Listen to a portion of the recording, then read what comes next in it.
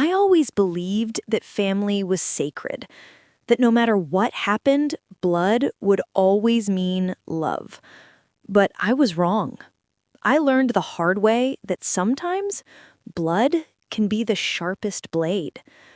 My name is Emma, and this is the story of how I gave my sister a piece of my life, only to watch her throw it away like it meant nothing. It started 2 years ago when my sister, Chloe, collapsed at work. Her kidneys were failing, fast. The doctor said she needed a transplant, or she wouldn't make it. I didn't even hesitate. I told them, "Test me, I'll do it." Everyone told me it was a huge decision, that surgery carried risks and recovery would be painful. But all I could think of was, she's my sister. We used to share everything: toys, clothes, secrets. I couldn't let her die, not when I could help.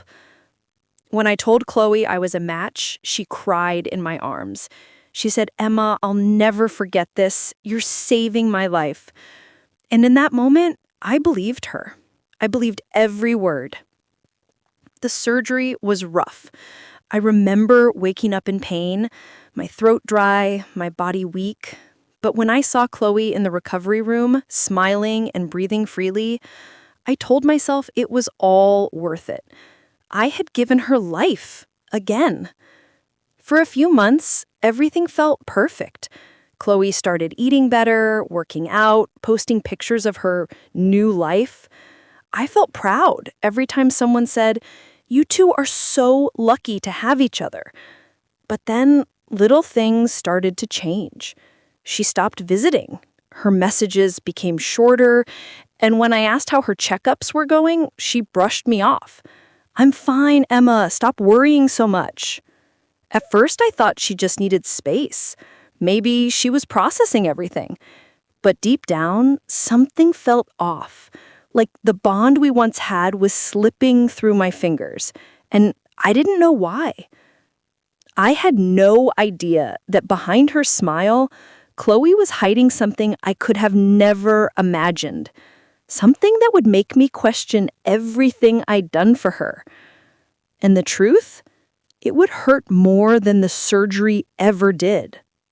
It started with a single post. I was scrolling through social media one night, half asleep, when I saw Chloe's name on my screen. The photo was stunning. Her standing in front of a white sand beach, sun shining, holding a cocktail in her hand. The caption said, "New beginnings, new blessings. Heart happy smiley emoji, 2 hearts, #grateful, #second chance." My heart warmed for a moment until I remembered something. Just a week earlier, she told me she was struggling to pay her medical bills. She'd even asked to borrow money. So how was she on vacation? I brushed it off, told myself maybe a friend paid, maybe she needed a break. But deep down, something didn't sit right. A few days later, I went to her apartment to drop off some recovery supplements. The place looked different. New furniture, a brand new TV, expensive perfume filling the air. "Wow, Chloe," I said softly, "you've been shopping?" She smiled, that same rehearsed smile I used to love, and said, "Just treating myself, celebrating life." But I couldn't ignore the unease twisting in my stomach. Something was wrong. The energy in that room didn't feel like celebration. It felt like guilt wrapped in luxury. The next day, Mom called me. Her voice was hesitant, like she didn't know whether to tell me or not. She said, "Sweetheart, have you seen what Chloe's been doing online?" I froze. "What do you mean?" Mom sighed. "She's been posting videos, brand deals, paid promotions. She's saying her recovery journey inspired sponsors." "Sponsors?" I repeated, my voice trembling. "Mom, what sponsors?" I hung up and opened Chloe's profile. There it was, dozens of videos. Her smiling, showing off skincare, jewelry, fitness supplements, all under the title, "My Miracle Recovery Story." Pink heart emoji, smiley face, and 2 hearts. thousands of likes, hundreds of comments calling her brave, selfless, a fighter.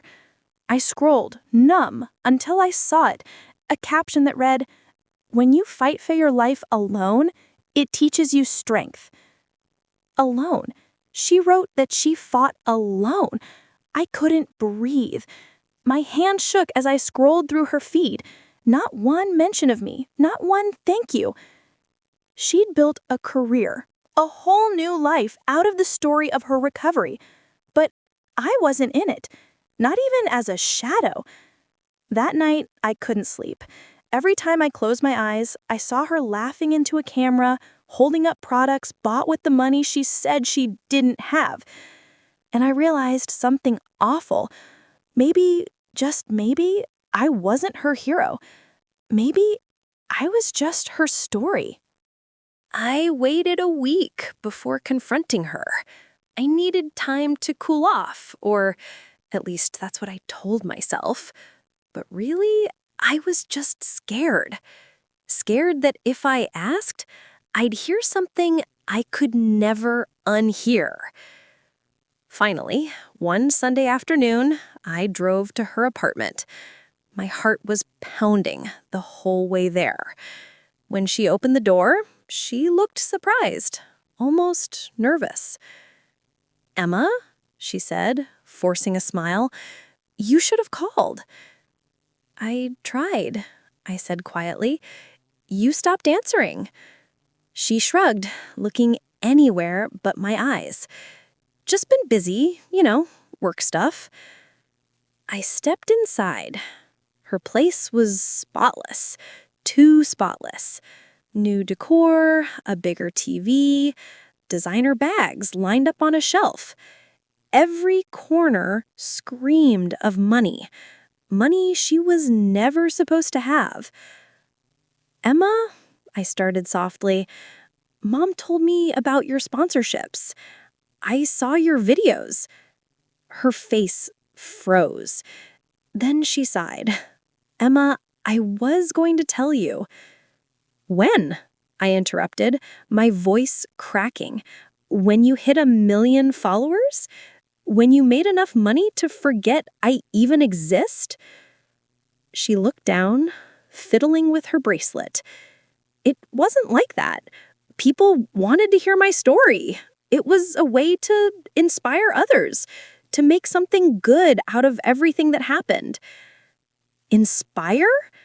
You erased me from it, Chloe. You took my sacrifice and turned it into your spotlight. You could have at least told the truth." Her eyes narrowed slightly. "What truth, Emma? That I almost died? That you were the donor? People don't care about that. They just want hope." I couldn't believe what I was hearing. Her words cut deeper than the surgery ever did. "So you're selling hope. You're selling your recovery. Our story?" She didn't answer. She just looked away, her jaw tight. "I had to do something, Emma. I was broke. The medical bills, the recovery." "Don't," I said sharply. "Don't you dare say you were broke." I pulled out my phone and showed her the screenshots, the travel posts, the new furniture, the jewelry endorsements. "You made thousands off this." Her face hardened. "So what if I did? You think I should feel guilty for surviving?" "No," I whispered, tears spilling down my cheeks. "I think you should feel guilty for lying, for pretending you did it all alone, for making me feel like my pain, my sacrifice didn't matter." For a long moment, neither of us said anything. The silence between us felt colder than any hospital room. Finally, she said, "You'll never understand, Emma. You've always been the good one. You don't know what it's like to be the one who's broken." I looked at her. This woman who shared my blood, my childhood, my kidney, and I realized she didn't feel sorry. Not at all. That was the moment I knew. My sister didn't just take my kidney, she took my trust and sold it to the world. After that confrontation, I didn't go home right away. I just drove. No direction, no plan. The city lights blurred through my tears like falling stars. My chest felt hollow. I kept replaying her words over and over. "You'll never understand, Emma." She said it like being kind was a weakness. That night, I parked by the pier and sat there for hours. The ocean was calm, the wind cold against my face. I remember whispering to myself, how did we get here? I gave her a part of my body, and somehow I was the one left bleeding. The pain wasn't physical anymore. It was deeper, in the kind of place no doctor can reach. My phone buzzed. Dozens of notifications. People tagging me in Chloe's new post. Against my better judgment, I opened it. It was a photo of her holding a heart-shaped pendant with the caption, "To everyone who supported my journey, your love gave me life again." I wanted to scream. Her followers flooded the comments with love and admiration. They had no idea who had given her that life. I could have exposed her right there. I had proof, medical records, photos, the messages she sent before the surgery. I could have ruined her online empire in minutes. But I didn't. My hand hovered over the screen, and I realized something. Revenge wouldn't heal me. It wouldn't give me back what I'd lost. I wanted peace, not payback. So I put my phone down, took a deep breath, and decided to disappear from her story completely.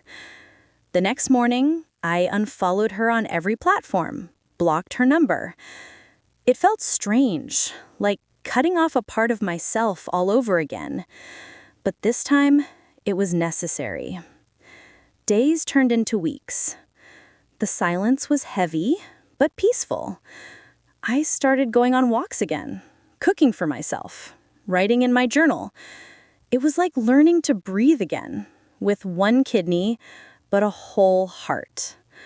Sometimes I'd see her face on the news, another interview, another award for inspirational storytelling. And for a moment, the anger would rise again. But then I'd remind myself, she might have the followers, but I have the truth, and that's something she can never sell. One night, I wrote a letter to her. Not to send, just to release it all. I wrote, "You took my gift and turned it into profit, but I've taken your betrayal and turned it into power." Then I tore it up and let the pieces fall away. For the first time in a long time, I wasn't her donor. I wasn't her shadow. I was Emma again. And that was enough. A year passed. Seasons changed, and so did I.